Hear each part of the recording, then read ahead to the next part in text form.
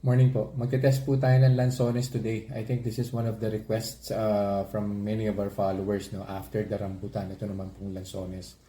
So, tinimbang ko na po to. This is 150 grams. Tapos after eating, what I'll do is titimbangin ko po yung balat at saka yung buto para we'll get the net weight nung lansones na kinain ko po. So, ang baseline blood sugar ko po right now is 124. Pakita ko na lang po yung screenshot. So, yung baseline sugar po natin came, of course, from my CGM.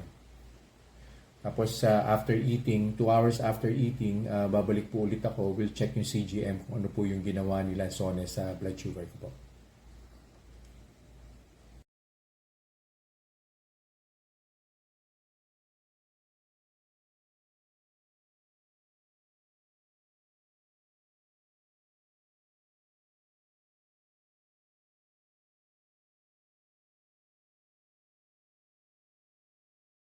Second hour na po. So, conclusion na po tayo dun sa kinain ko pong lansones, no?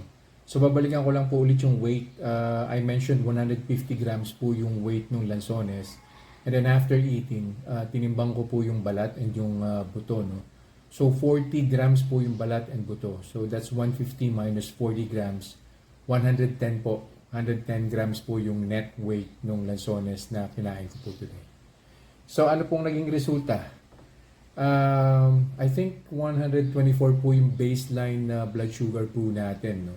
Well, as expected, matamis po yan eh. Lanzones, prutas po siya. So, bago po nag 1 hour, I think on the 45th or 50th minute mark po yata, no? Nag-peak po siya. 162 po yung blood sugar spike po niya.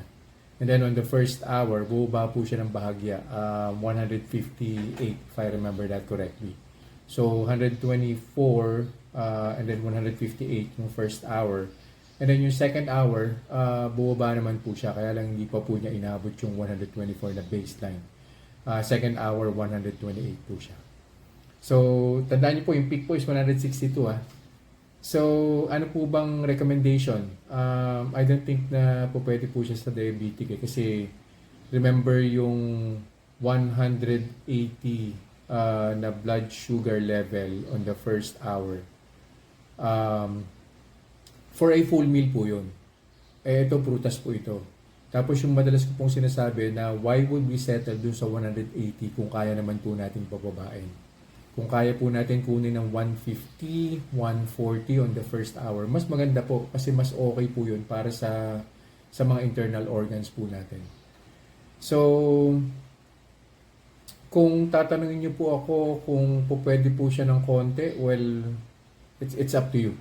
You can try it at your own risk. Siguro 3 piraso, 2 piraso, 3 piraso para masatisfy lang po yung craving niyo. I think that wouldn't hurt.